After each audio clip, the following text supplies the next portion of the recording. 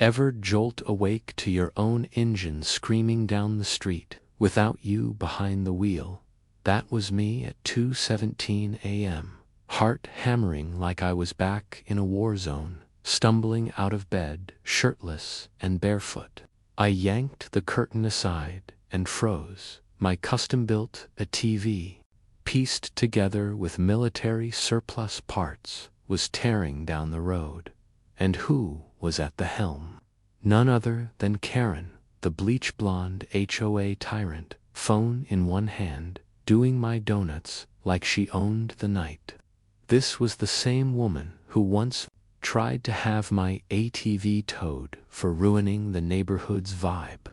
But I grinned, because that $85,000 beast wasn't just a ride, it was a biometric fortress. And Karen had no idea she'd just trapped herself in my game. I bolted to the garage, already knowing what I'd find. The door's hinge sliced open, the keypad dangling by a wire, and the hidden emergency override tucked behind a fake outlet pried apart, like she'd brought a crowbar to a heist. She came prepared, I'll give her that. I let out a laugh, not because it was funny, but because Karen genuinely thought she was the star of this show.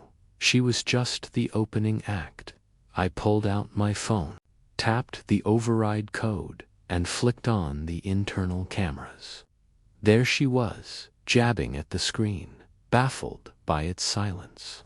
With a smirk, I opened another tab and activated lock protocol 77, sealing the doors, windows, and controls until my biometrics said otherwise. Which city of the United States are you watching from? Drop a comment and share with us if you have any confrontation with the HOA wheel. Narrate your story on our channel. Recognized and approved face scan. And Karen, she wasn't on the list. Her ride had just become her cell. I didn't call the police. Not yet. Karen had spent the last 6 months trying to find me. For everything from excessive tread patterns to vehicle intimidation. Never mind that the HOA didn't even have jurisdiction over my corner lot. She claimed she was on the Extended Safety Committee, whatever that meant. Translation: she thought she was the sheriff, judge, and HOA president rolled into one angry woman with a clipboard and a superiority complex. I knew this theft wasn't random. This was personal. She'd been eyeing my ATV since the day I rolled it out of the garage. Her threats had escalated from passive-aggressive sticky notes to full-on screaming matches about how I was bringing a war vehicle into a peaceful community. I once caught her taking photos of my house and emailing them to an HOA email group she clearly ran herself.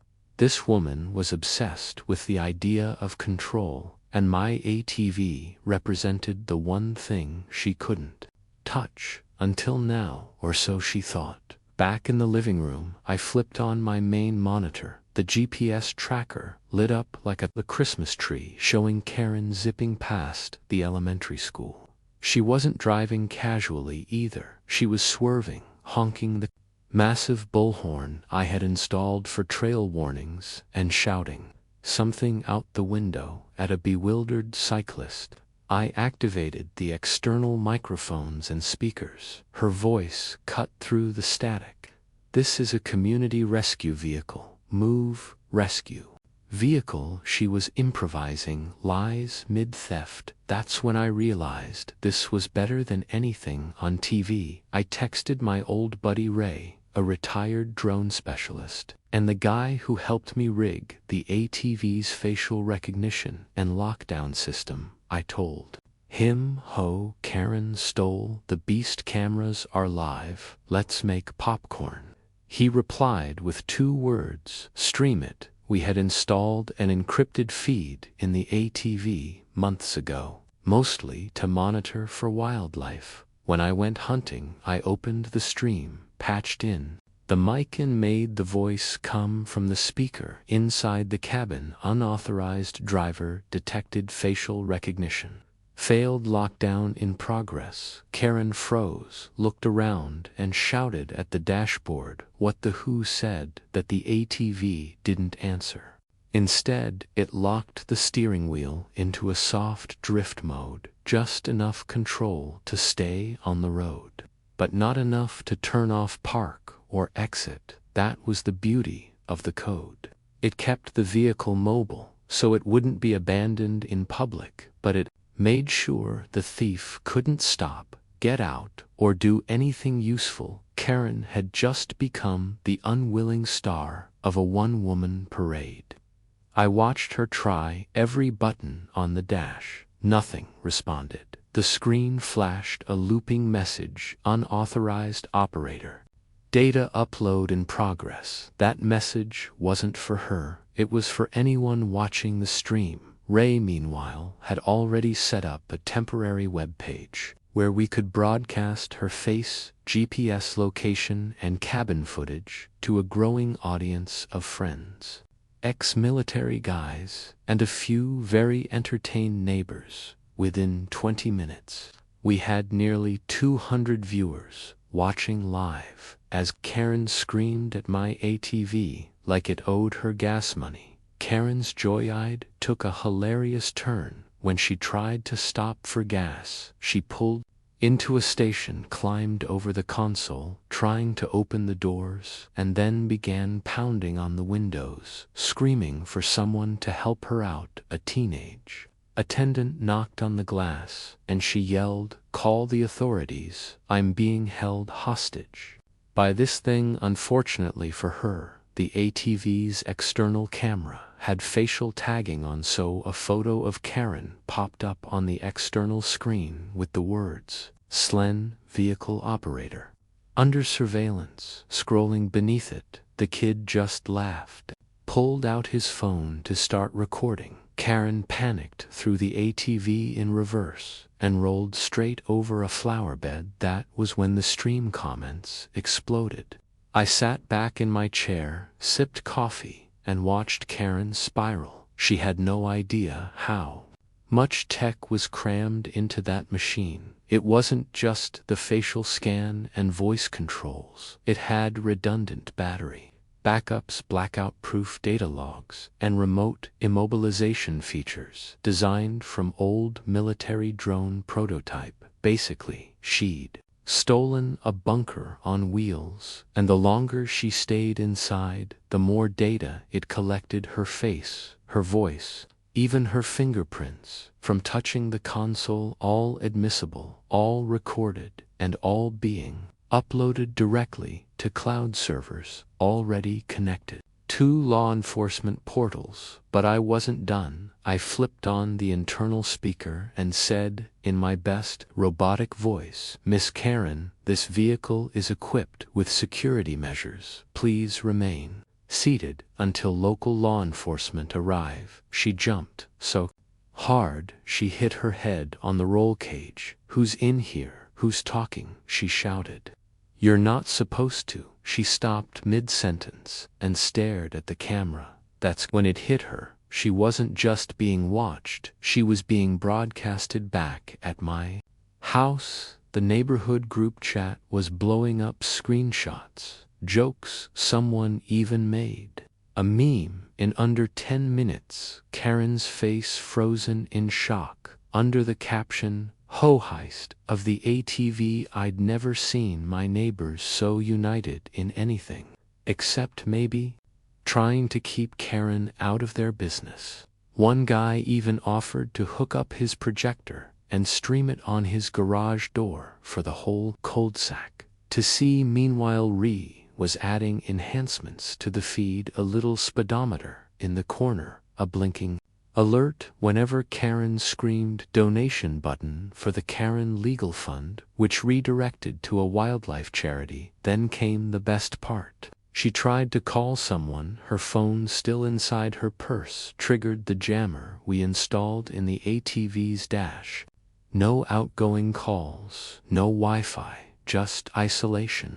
She was on her own, surrounded by technology she couldn't begin to understand.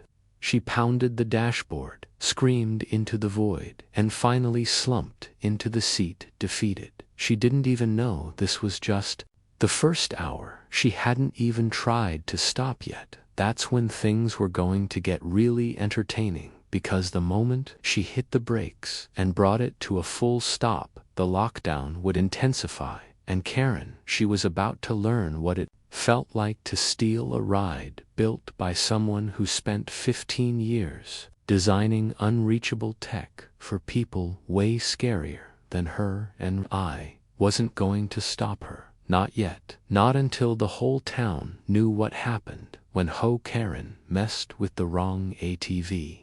Karen's first clue that she wasn't in control anymore came when she tried to pull into the parking lot of a local grocery store. The moment she eased off the accelerator and pressed the brake, the ATV let out a long mechanical chime and instantly locked all systems. The dashboard flickered, the steering froze, and the windows sealed.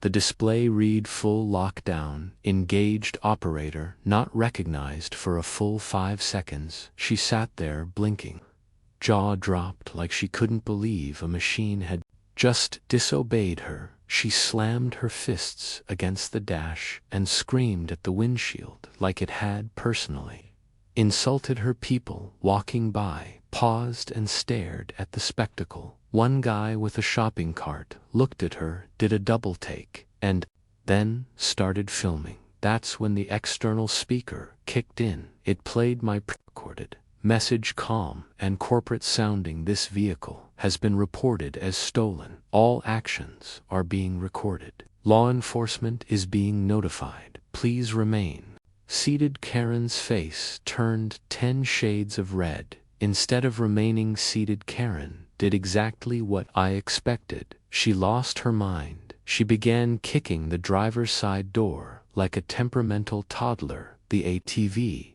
didn't budge. I had reinforced those doors with a composite blend of carbon steel and titanium mesh left over from a defense contract years ago. She was kicking a bunker, but the fun wasn't over yet. As part of the lock protocol, the vehicle was now projecting a silent stream to our newly minted webpage, which by now had over 4,000 viewers. Ever, the prankster added a poll to the stream. How long will Karen last before crying? The top response, less than 15 minutes. Bets were being placed. Someone even started an online watch party. I hadn't laughed this hard in months. Meanwhile, a call. That's when she realized something else. No signal. The signal jammer embedded in the center console was doing its job perfectly. Her eyes darted around the interior like she'd just woken up in a sci-fi thriller. She shouted again at no one, her voice muffled through the sealed glass. She tried to crawl into the back seat, but the ATV was a 2-seater. There was no back seat, just a sealed cargo unit containing survival gear and tools I kept stored for off-grid trip. She tried to pry open the glove compartment, but even that was locked. I watched as she pounded on every inch of the interior in pure, escalating desperation. That's when she made the mistake of rolling into the middle of a local charity parade. The ATV had been coasting down the street, and without full control, she had no choice but to go where it rolled. Unfortunately for Karen, that meant directly into the tail end of a 4th of July prep parade hosted by the nearby high school kids, with flags, floats shaped like fireworks, a marching band blasting patriotic tunes. It was a Norman Rockwell painting in motion, and there, right between the cheerleading squad and the town's antique foray truck, was my Militera ATV with Karen sealed inside like a malfunctioning display model. At a robotics convention, people started clapping. They thought it was part of the act. Karen looked around. Confused parents waved a kid, tossed a mini flag onto the hood. The ATV, now at a full stop, began broadcasting a secondary message across the external display screen, celebrating freedom, tracking stolen vehicle. Live. It alternated between that and a looping clip of Karen breaking into my garage. From the previous night's footage, her face was there, clear as day, bolt cutters in hand. Ree had edited it into a loop with comedic timing every time she looked left. The video repeated her stepping into the garage with that stupid grin. The crowd began murmuring. Someone finally recognized her. One of the parents yelled, "Isn't that Karen from the HOA?" A ripple of laughter followed. Karen tried to sink lower into the seat, but the ATV's interior wasn't exactly roomy. The more she moved, the more obvious it became. At this point, she wasn't just being recorded by my cameras. Half the parade crowd had phones out to live streams, popped up on social media within minute. The hashtags #HAAREN and #ATVJail started trending. Locally, I watched one clip go viral in real time, Karen screaming, "Let me out," while the marching band behind her blasted Stars and Stripes Forever. Like her meltdown was part of the performance while the world watched. Karen made another attempt at escape. She grabbed her purse, tried to find something heavy, and pulled out what looked like a can of hairspray. I watched her point it at the center screen like she thought she could threaten the vehicle into compliance. Nothing happened. She screamed again and threw the can, which bounced off the bulletproof dash and landed in her lap. A woman in the crowd shouted, "Maybe read the manual, Karen." That set off a new round of laughter from the sidewalk. Meanwhile, I decided to up the ante using the mobile interface. I turned on the cabin audio and played my voice live. "Karen, please remain seated. Your location has been shared with local authorities. Your cooperation is appreciated." She jumped and spun around like the voice had come from thin air. "You're watching me," she screamed, then leaned into the camera. "This is illegal.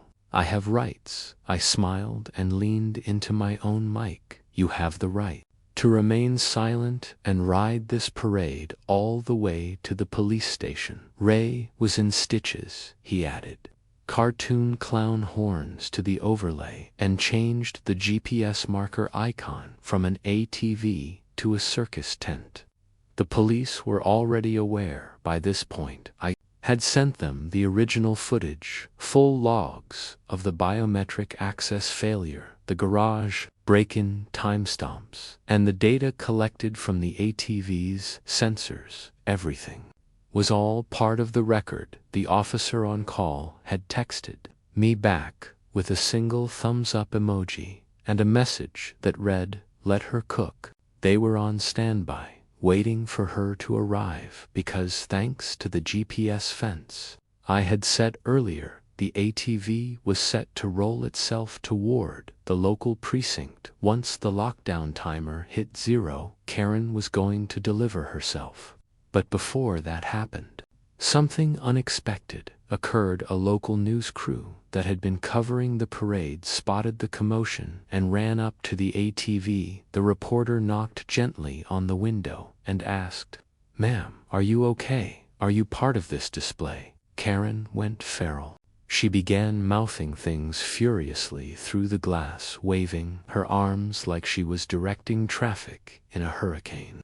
The reporter nodded slowly and turned back to the camera. "Well, it appears there's some sort of performance art taking place here, possibly involving HOA reform." That was the headline that made the 6 o'clock p.m. news. Back home, I was still watching every second, eating chips and taking screen recordings. I knew that by the time she got to the station, there would be enough footage to make a 3-part documentary. reels. We had one labeled Karen versus The Voice, another called A TV Does Parade Tour, and the crowd favorite This Isn't a Rescue Vehicle, Lady.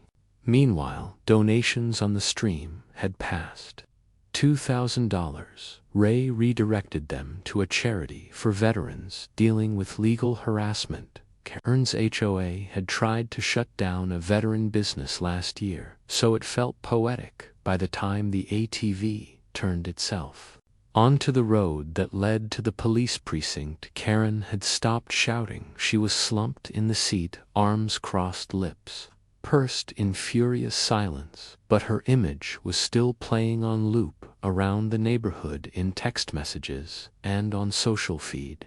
I knew this wasn't the end, it was just the intermission, because once she stepped out of that ATV, she'd have a lot more than embarrassment waiting for her. She'd have a file folder full of evidence, a neighborhood full of witnesses, and a whole internet that already made up its mind. Karen had finally gotten the attention she so desperately craved, and it was about to hit her like a locked door to the face. The moment Karen stepped out of the ATV, she tried to act like the victim. She stumbled toward the police station entrance, clutching her purse like it was a lifeline and yelling, "I was trapped. I was kidnapped. This maniac locked me in." The officers behind the desk looked up unimpressed, then glanced out the window at the Militara vehicle still parked on the curb with its cabin lights flashing a calm blue. The lead officer stood, walked slowly outside, and examined the ATV like he just found a tank parked at the bus stop. Karen was still shouting, demanding immediate assistance, until the officer calmly held up his hand and said, "Ma'am, I'm going to need you to lower your voice and then explain why you're in a vehicle that was reported stolen." Karen's face dropped like a busted balloon. She tried to pivot immediately. "It's a misunderstanding," she said, voice suddenly syrupy. "That man owes me a fine.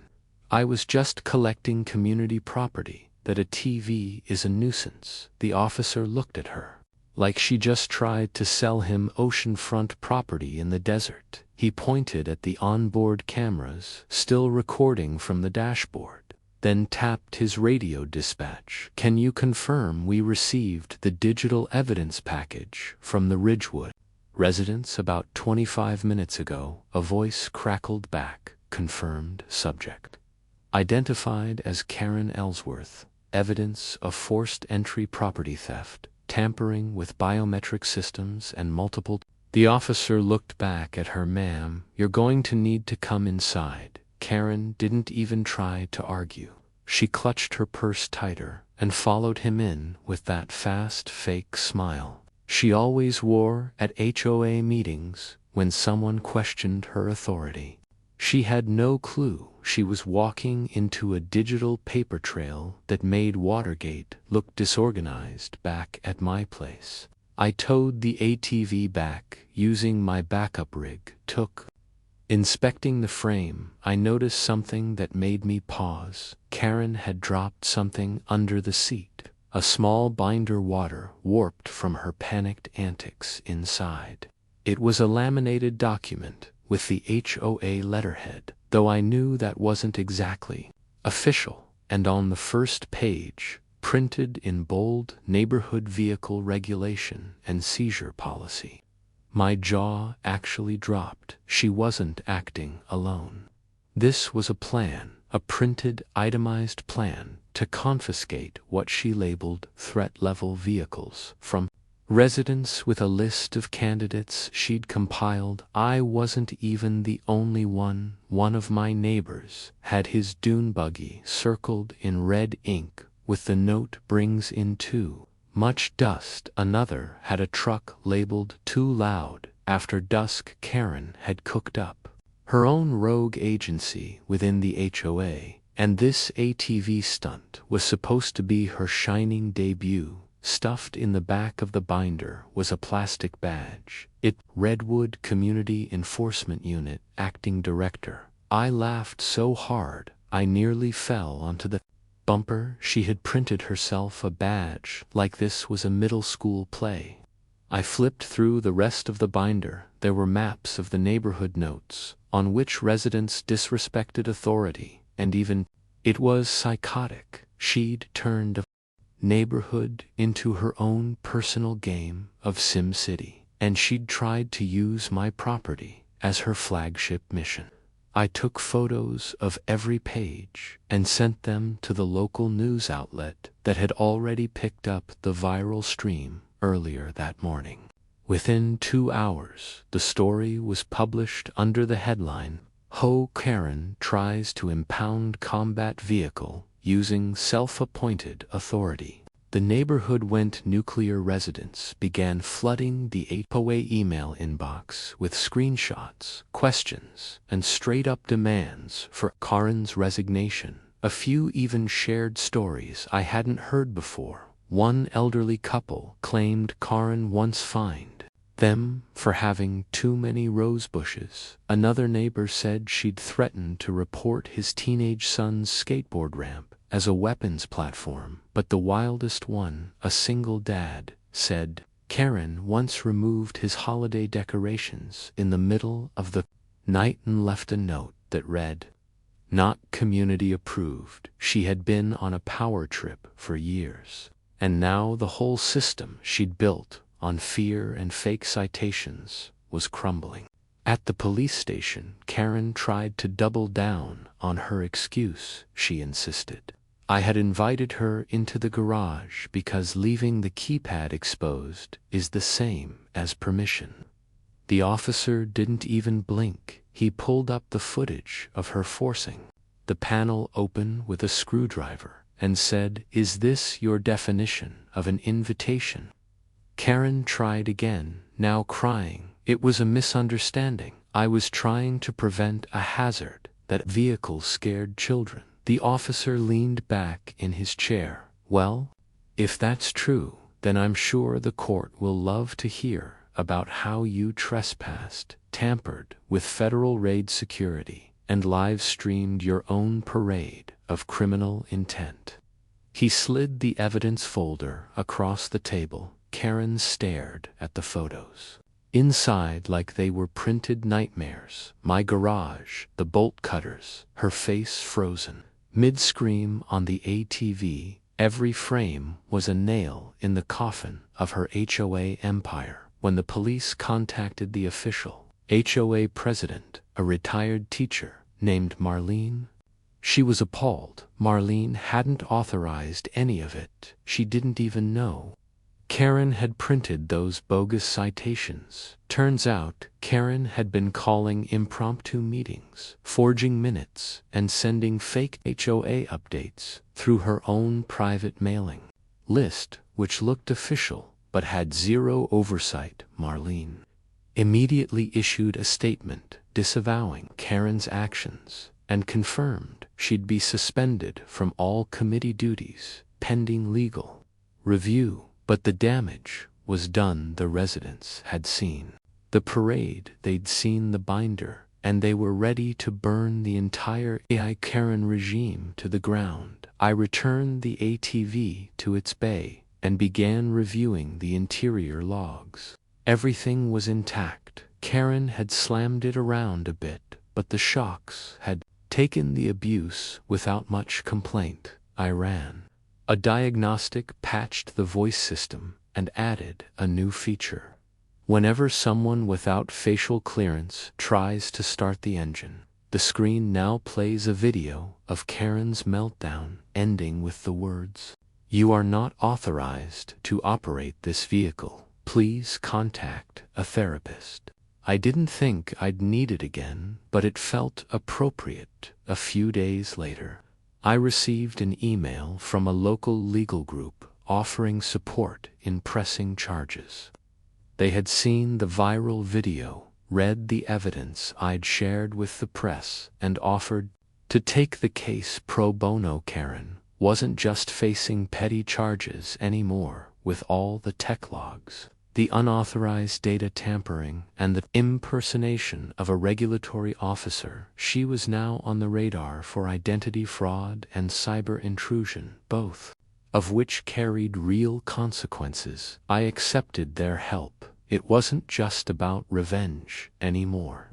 It was about ensuring no one else in the neighborhood would have to go through what I did. Karen had made a mess out of the entire community. Now she'd have to clean it up in court. As for the rest of the neighborhood, something funny happened. We started talking. More people I'd barely waved to were now stopping by to thank me, laugh about the ATV parade, or share their own Karen horror stories. A few even offered to help build new features on the vehicle as a neighborhood security project. One guy donated a drone camera, another offered solar panels. Someone even suggested I give the ATV a new paint job to celebrate its unexpected role in public service. I agreed, and within a week, the community pulled together to wrap it in digital camo with a giant sticker across the back. Neighborhood Watch Commander Karen, meanwhile, hadn't been seen publicly since her police interview. Word was she'd hired a lawyer and was trying to claim mental duress, but even her legal team couldn't stop what was coming. The evidence was airtight, the community was united, and her reputation, once feared, was now a punchline on neighborhood group chats.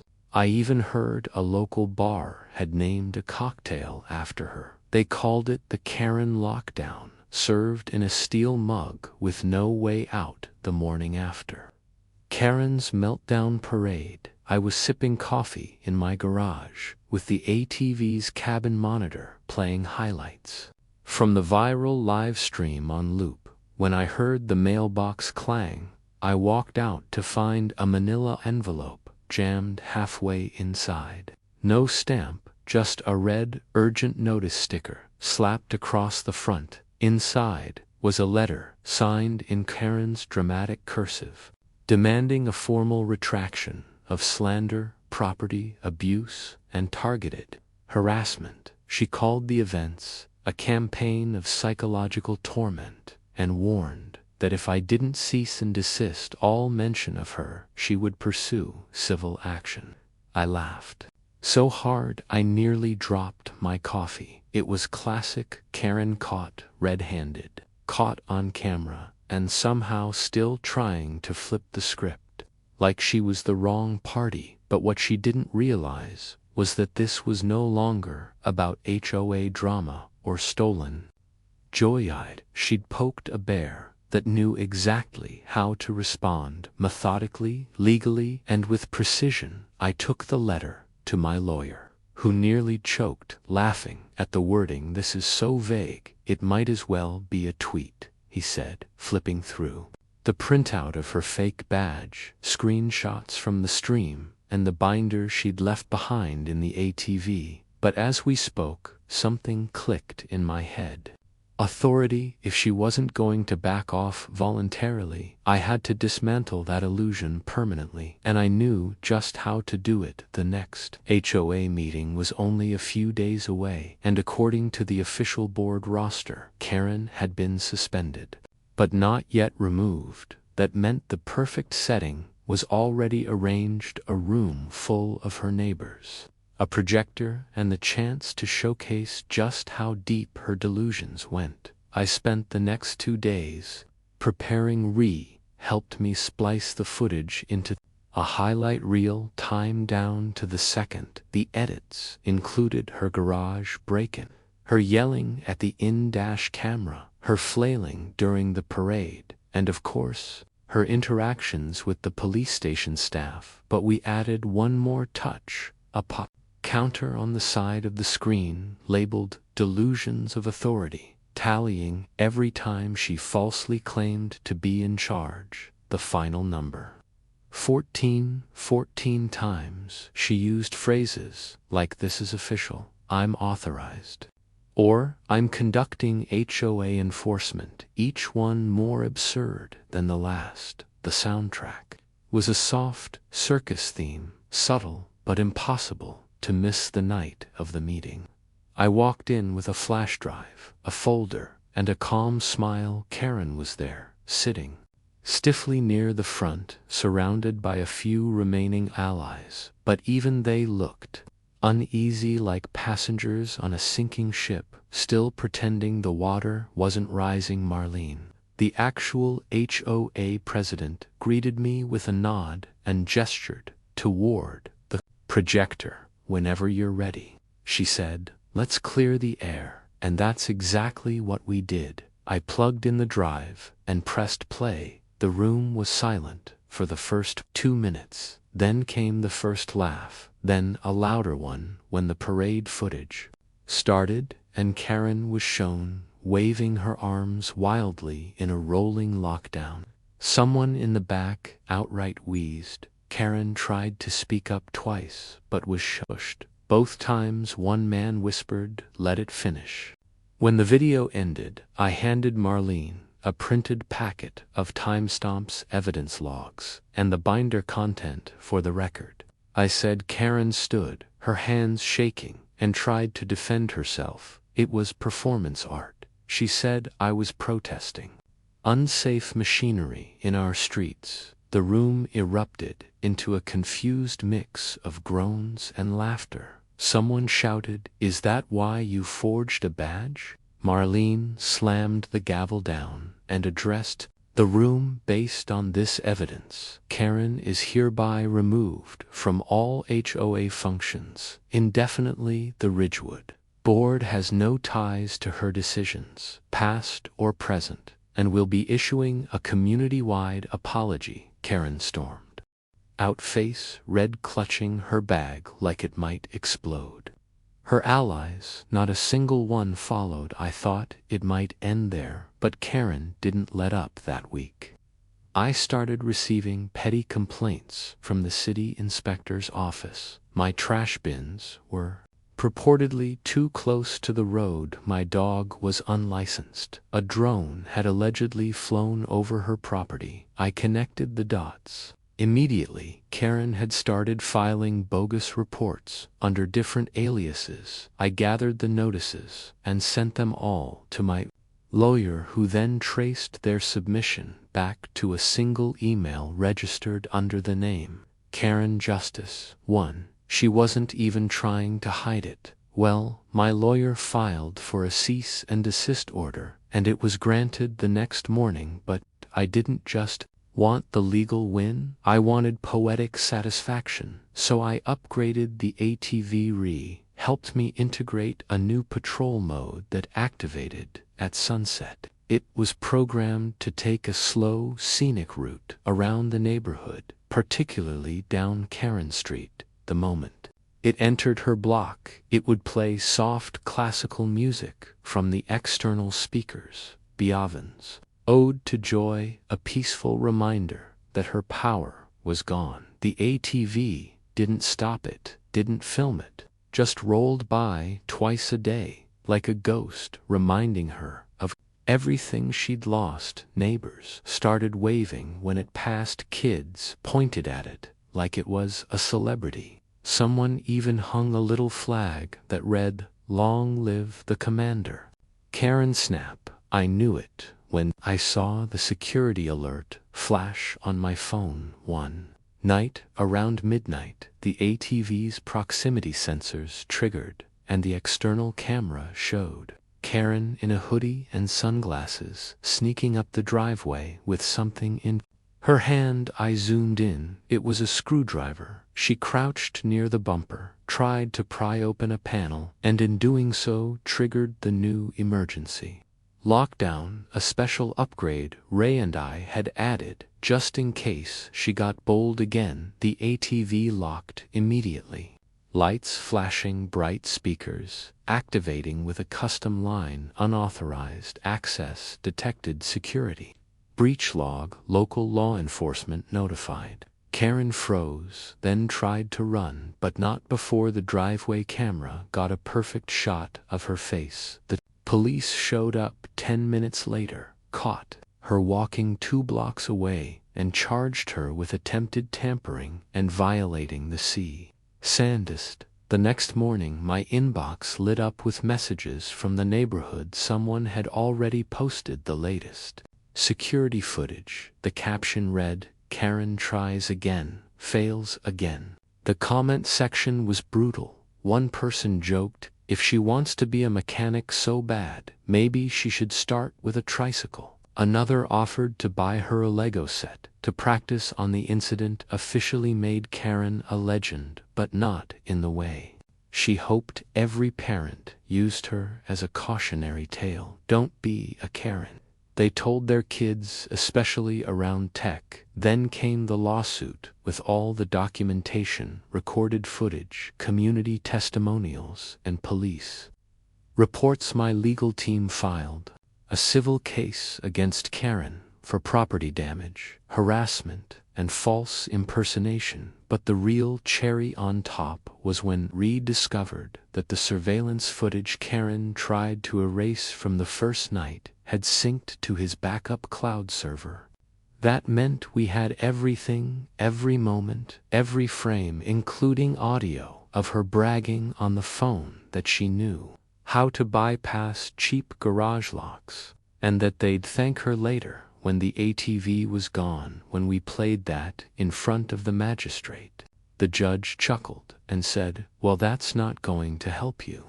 Karen's attorney didn't even try to argue. The settlement hit her hard: fines, fees, mandatory community service, an illegally binding agreement that she could no longer hold any leadership role in any HOA for 10 years. The news spread quickly. Even outside our town, HOA boards began circulating the footage as a training video. She was infamous now, and not in the way her clipboard dreams had imagined. The same woman who once tried to police everyone else was now being cited as an example of unchecked entitlement. I walked out of the courtroom feeling light, like I just finished a marathon, and the finish line was paved in pure justice. The neighborhood felt different after that, lighter, happier. The board started focusing on real issues. Again, neighbors brought out lawn chairs. In the evenings, kids rode their bikes in peace, and the ATV, now affectionately nicknamed the Enforcer, became a symbol of resilience. Karen, she put her house up for sale within a month. No one waved goodbye. No one cared, because the truth was, her story had already ended the moment she mistook my ATV for a toy. The neighborhood didn't just move on from Karen, it celebrated her downfall like a national holiday. The very next HOA meeting after her court-mandated removal turned into something resembling a block party. The air felt different, lighter, like someone had finally cracked open a window after years of suffocating under Karen's manufactured authority. Marlene, now fully back in charge, opened the meeting with a joke that had everyone in stitches. "Just for the record," she said, "we've confirmed that our HOA does not have a secret police force, a detention policy, or an ATV seizure program." Even the most passive members laughed, some clapping, some shaking their heads like they still couldn't believe it all actually happened. A motion passed unanimously to permanently ban any single person from holding more than one position in the HOA, and another proposal was floated to start a community tech council. Guess who they unanimously nominated as honorary chair? I didn't want the spotlight, but they insisted. After everything, the neighborhood wanted me to be part of the solution. Going forward, not just the guy with the world's most secure ATV. They gave me a ceremonial title, Community Technology and Safety Advisor. Mostly symbolic, but it came with a free coffee card from the local cafe and the permission to attend board meetings whenever I wanted. It was their way of saying thanks for standing up when most people stayed quiet. The respect wasn't what I set out for, but it sure felt good. Then came the parade. No, not the one Karen accidentally entered like a malfunctioning float. This one was real. The town had its annual Freedom Day celebration coming up, and the planning committee, still high off the viral fame of the ATV incident, asked if my vehicle could lead the parade. We figured it's already been in one, the organizer said with a laugh. Might as well make it official. I agreed, and Ray got to work decking out the ATV with flags, streamers, and a full exterior wrap in red, white, and blue. The new phrase across the tailgate read, "Unauthorized use will be hilariously punished." The kids in the neighborhood helped paint many signs to attach to the side. Karen-free zone, neighborhood watch commander, and do not disturb unless you like lawsuits. The parade was a hit. I sat in the driver's seat, waving like royalty, with a few kids in the back, holding signs and throwing candy. People cheered, some saluted, and a local band even played a remix of the circus theme that had once accompanied Karen's live stream. But the best moment came at the very end of the parade route as the ATV rolled past the last crowd section. I looked over to the corner where Karen's house used to be, the command center of her self-appointed kingdom. Now it sat, dark windows shuttered, and a giant for sale sign staked into the lawn like a white flag. A few eggs had been tossed at the sign. No one seemed in a rush to clean it up. Karen hadn't been seen in week after the settlement and the community service sentence. She kept a low-profile. Word was she tried to join a different HOA in the next county over, but they'd already seen the footage and turned her down immediately. Her name had become shorthand for neighborhood drama. Don't go full Karen, people joked when someone overreacted. Some genius even set up a parody account on social media pretending to be her, tweeting things like "spotted a bird feeder," calling Homeland Security, and "neighbors talking too loud, thinking of building a wall." It was brutal, but also hilarious. She'd wanted control and visibility. Now she had both, but for all the wrong reasons. One final twist came unexpectedly. A startup security firm reached out to me after watching the entire saga unfold. They specialized in biometric home and vehicle tech and wanted to license parts of my ATV's facial recognition and lockdown system. They were impressed not just by the functionality, but by the way I had used it to de-escalate a real-world situation without ever laying a finger on the thief. They offered a small licensing deal to integrate some of the features into their next-gen secure transport prototype. I accepted, not because I needed the money, but because the idea of Karen's tantrum indirectly leading to something that improves security systems nationwide. That was poetic justice. After that, life slowly returned to normal, or whatever counted as normal after your vehicle goes viral for trapping a suburban tyrant. I used part of the licensing money to upgrade the ATV's battery and install an AI assistant that could respond in different voices. Ray programmed one mode called Karen Protocol, where the vehicle answered unauthorized commands with phrases like, "Nice try, but I'm smarter than you," and "No, you may not override me, Karen." It became a running joke, but also a community favorite. At neighborhood events, people would line up just to hear the ATV roast them in that passive-aggressive tone we all recognized a little too well. One Saturday afternoon, I was doing a systems check when a neighbor I didn't know too well came by with his daughter. She was maybe 8 or 9, holding a toy drone in one hand and a juice pouch in the other. He asked if she could look inside the ATV. I opened the door and helped her climb.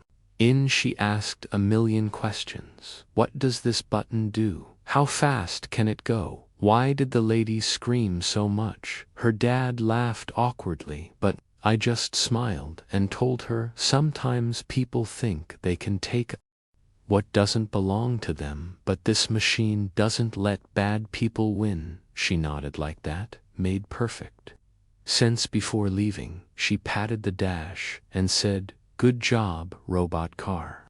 That stuck with me. Later that night, I took the ATV for one last ride around the block. No cameras, no circus music, just a quiet loop under the streetlights as I passed each house. I noticed little things that hadn't been there before: kids riding scooters, porch lights glowing warmly, parents talking by the curb. And no, Karen shouting from behind a clipboard. The neighborhood had changed. It wasn't just safer, it was freer. Not because of the ATV or the cameras or even the lawsuit, but because people had seen what happened when someone stood up against petty tyranny and refused to be bullied into silence. I parked the ATV in the garage, powered it down, and stood for a long moment in the doorway, just looking at it. This thing had started as a fun project, a hobby born from boredom and an overactive engineering brain. I never imagined it would end up as the center of a viral saga, a courtroom exhibit, and a parade leader. But most of all, I never thought it would help dismantle a system of fear and replace it with laughter, community, and something real. I shut the door, turned off the lights, and walked back inside. Finally ready to rest, Karen was gone, her era was over, and the ATV, it was right where it belonged, ready, quiet, and watching.